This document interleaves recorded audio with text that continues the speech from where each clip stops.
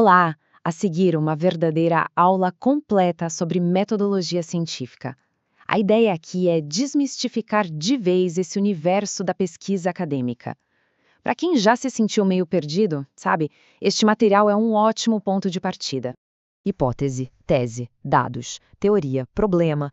Nossa, são tantos nomes que às vezes parece um labirinto, né? A grande questão é como é que a gente navega nisso tudo? Como se transforma uma simples dúvida em conhecimento de verdade, em conhecimento validado? Bom, vamos mergulhar nisso agora.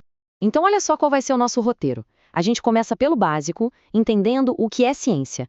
Depois, a gente vê como se monta um plano de pesquisa. Na sequência, um exemplo prático de coleta de dados, falando da entrevista. Daí, vamos entender a lógica por trás de um bom argumento e, para fechar, vamos ver o método funcionando na prática. Então, vamos lá, começando pelo começo. Para entender o método, a gente primeiro precisa ter clareza sobre o que é a própria ciência. É aqui que a gente vai definir as bases, os pilares de todo o processo. A ciência se apoia em algumas características que são fundamentais.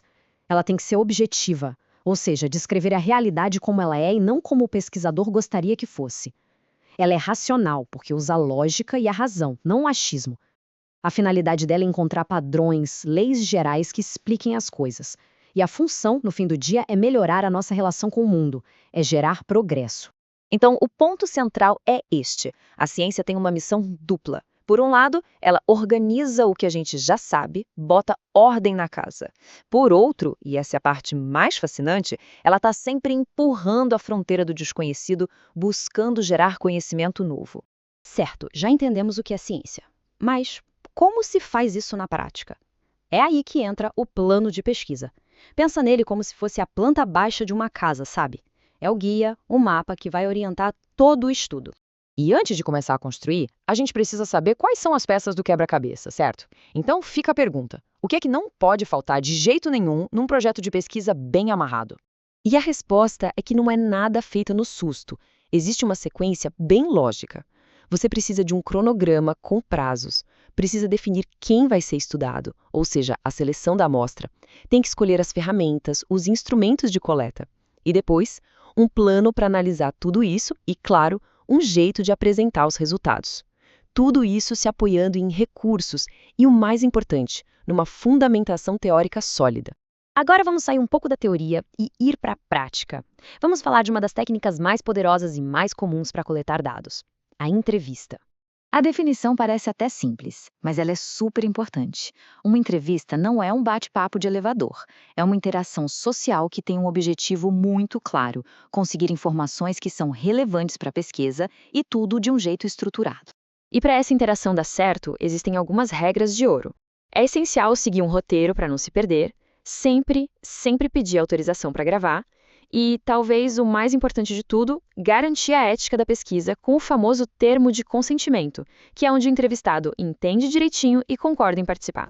A grande mágica da entrevista está exatamente aqui. Ela não pega só fatos frios. Ela consegue capturar a subjetividade, o lado humano, as emoções, as opiniões, os valores. O bom pesquisador tem que estar atento a tudo isso, porque esses também são dados e dados muito valiosos. Ok, coletar dados é crucial, mas é só metade do caminho. O que a gente faz com eles agora? É aqui que a gente muda o foco para a construção do raciocínio. Ou seja, vamos falar das ferramentas lógicas que transformam um monte de dados brutos em argumentos científicos de verdade. Basicamente, existem duas grandes estradas para a gente seguir. O argumento dedutivo, que parte de uma ideia geral para explicar um caso específico, para confirmar o que a gente já sabe, e tem o indutivo, que faz o caminho oposto. Ele olha vários casos específicos para tentar criar uma regra geral, para ampliar o nosso conhecimento. Um confirma, o outro descobre. E chegamos ao nosso grande finale. Agora a gente vai juntar todas as peças desse quebra-cabeça: a definição de ciência, o plano, a coleta de dados, a lógica, tudo isso para ver como o método científico funciona na vida real, como um ciclo que nunca para, um ciclo de descoberta. Um dos modelos mais importantes é o do filósofo Karl Popper. Para ele, a ciência avança num ciclo de 3 passos. Tudo começa com um problema. Aí, a gente propõe uma teoria tentativa, uma hipótese para tentar resolver. E agora vem o pulo do gato. Em vez de tentar provar que a teoria está certa, a ciência de verdade tenta ativamente provar que ela está errada. é a busca pela eliminação do erro. Segundo Popper, uma teoria que sobrevive a esses testes todos, a essas tentativas de refutação, essa sim se torna um conhecimento mais forte. E a gente termina com uma provocação. Entender o método é como ganhar uma caixa de ferramentas super poderosa. A questão que fica no ar é: agora que a ferramenta está em mãos, que pergunta incrível vamos responder? Que problema vamos tentar resolver? Porque a ciência começa com uma boa pergunta: qual vai ser a próxima?